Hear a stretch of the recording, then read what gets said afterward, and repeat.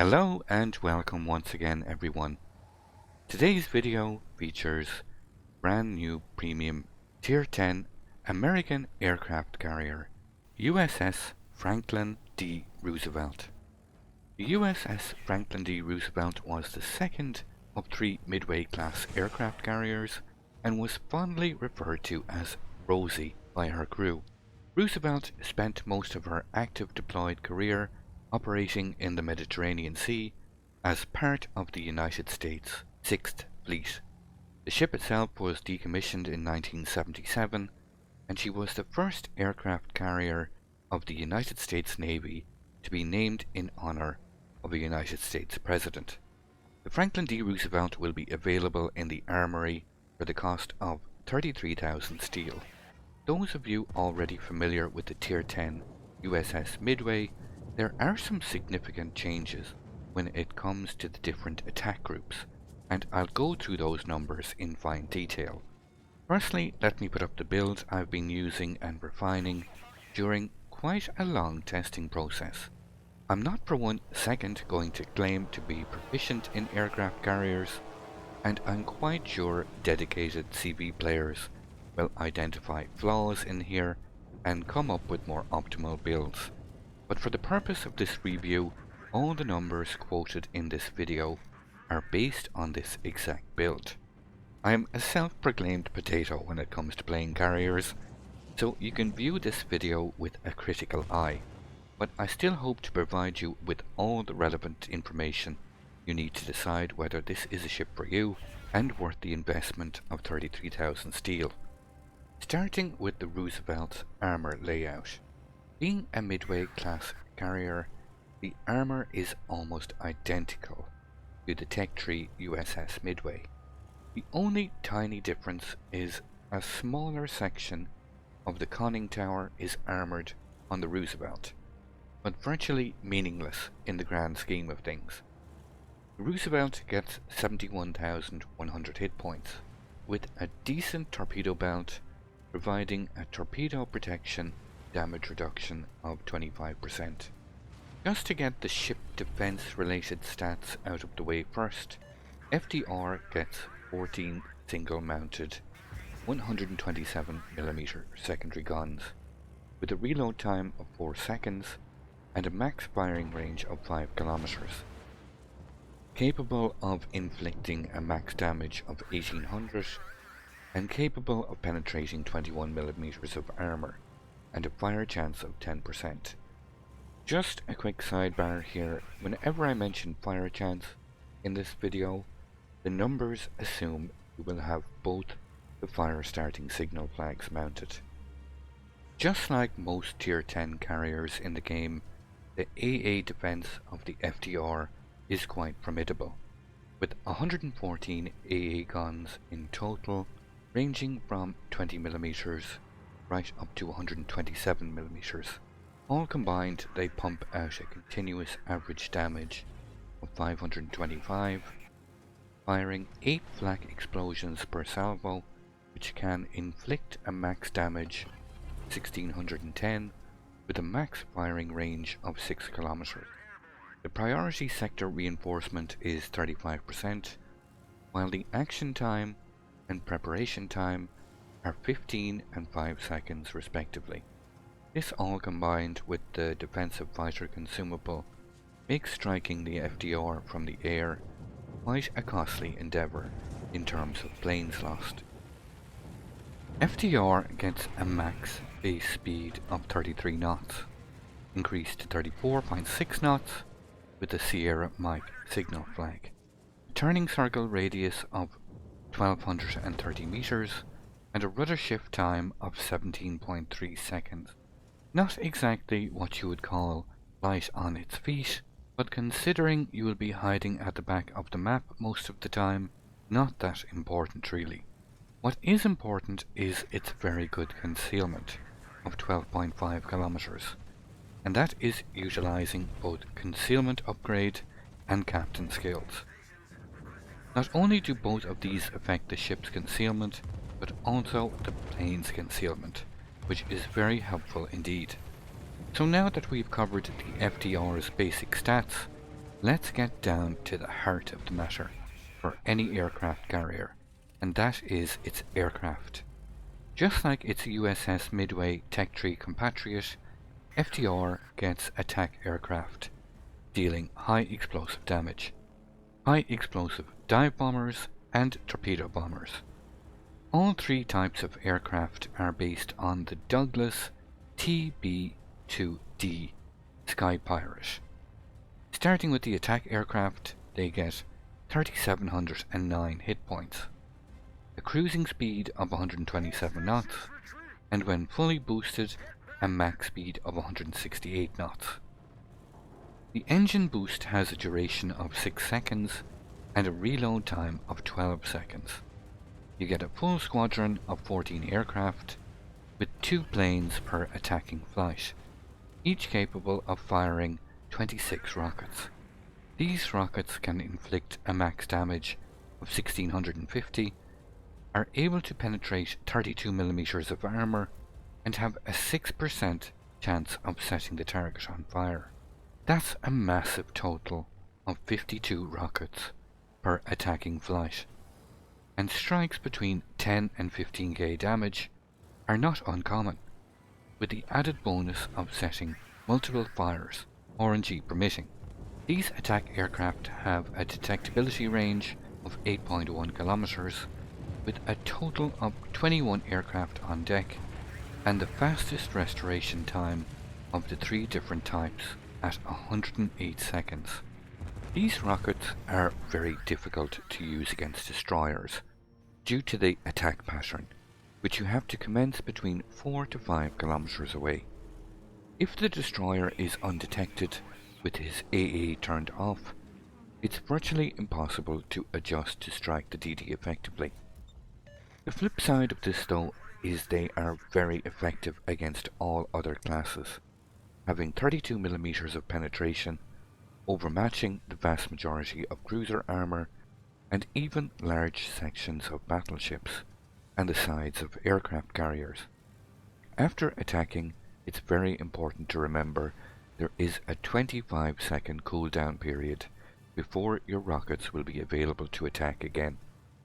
Moving to the high explosive dive bombers, they get a chunky 4,576 hit points, aided by the upgrade in slot 4, making them feel very tanky indeed.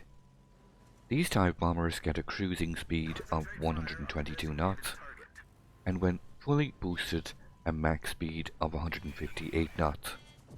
The engine boost time of 24 seconds is significantly longer compared to the rockets, as is the engine boost reload time of 48 seconds. Just like the attack aircraft, you get 14 dive bombers per squadron, with 2 planes per attacking flight, each capable of dropping 4 bombs, so 8 bombs total per attack.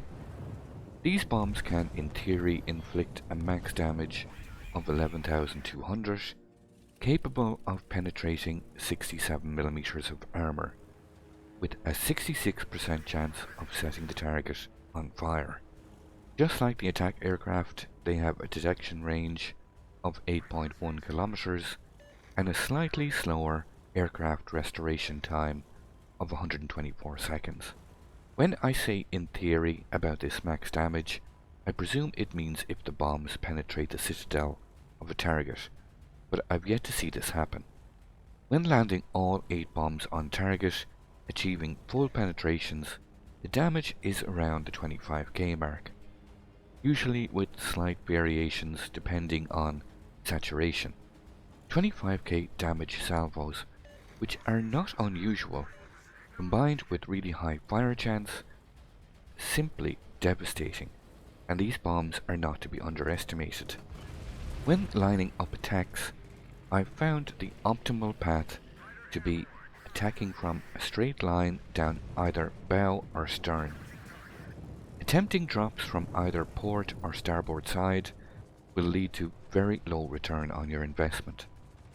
The drop pattern of the FDR's dive bombers feels very similar to that of the British carriers, with slow bomb drops, so learning to adjust to the target ship's speed will be key to landing the max amount of bombs on target. And so we come to the final attack group of torpedo bombers. Again, very well armoured planes with 4,236 hit points, with a cruising speed of 122 knots, and when fully boosted, a max speed of 158 knots. The engine boost time of 24 seconds is the exact same as for the dive bombers, as is the engine boost reload time of 48 seconds. Just like the attack aircraft and dive bombers, you get 14 torpedo planes per squadron, with 2 planes per attacking flight. Each is capable of dropping 4 torpedoes, so 8 torpedoes total per attack. These torpedoes can inflict a max damage of 4,233, and with this build have a torpedo speed of 37 knots, with a range of 4 kilometers and a torpedo arming distance of 543 meters. The FDR's torpedo bombers also have a detectability range of 8.1 kilometers, identical to the other attack groups. These torpedoes are quite slow and have a widespread pattern with a gap in the middle. It makes dropping a target on either its bow or stern quite difficult, and the ideal circumstances for a successful drop is on a slowly moving or static target from either port or starboard side, or one that is moving quickly but locked into a straight course, either due to islands or one angling to negate incoming enemy fire from friendlies. Here it's not unusual to be able to land all 8 or at least high numbers on target. The damage and flooding chance do feel a little underwhelming at times, and you should really try to use one of the other attack groups on fast-moving maneuverable targets, as these torps can be quite easy to, as they say in the business, just dodge.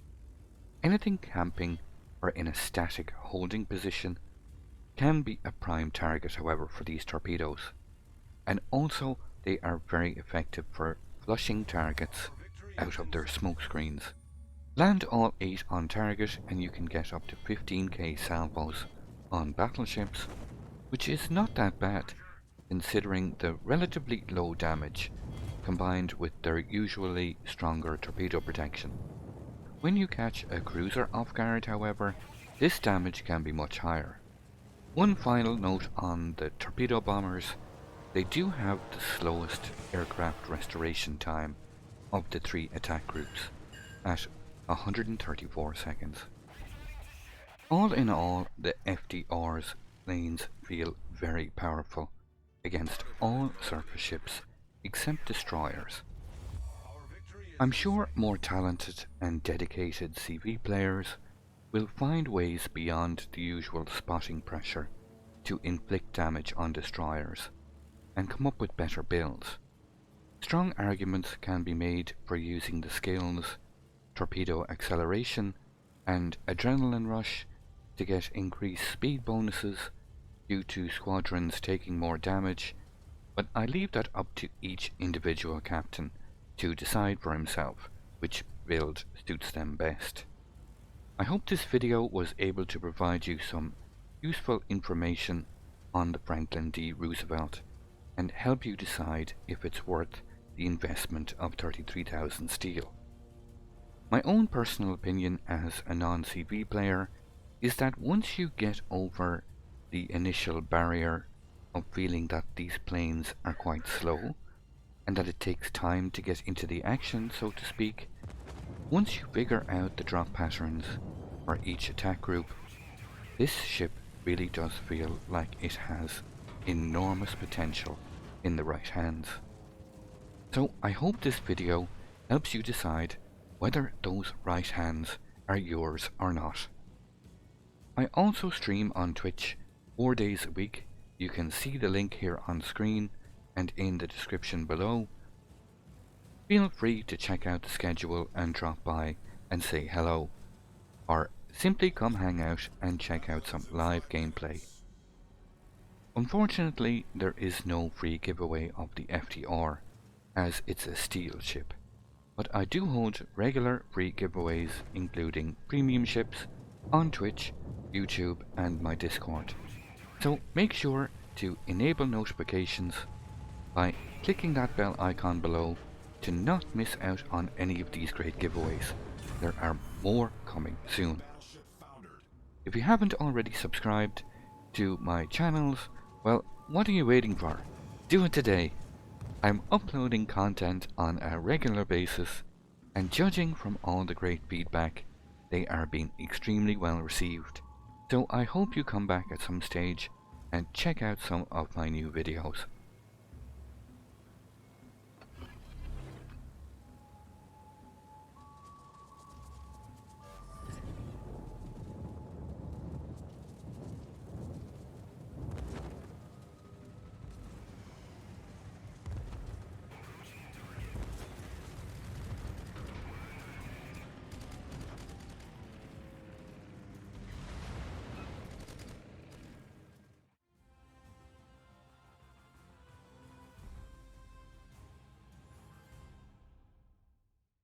I'd like to thank you once again all for watching.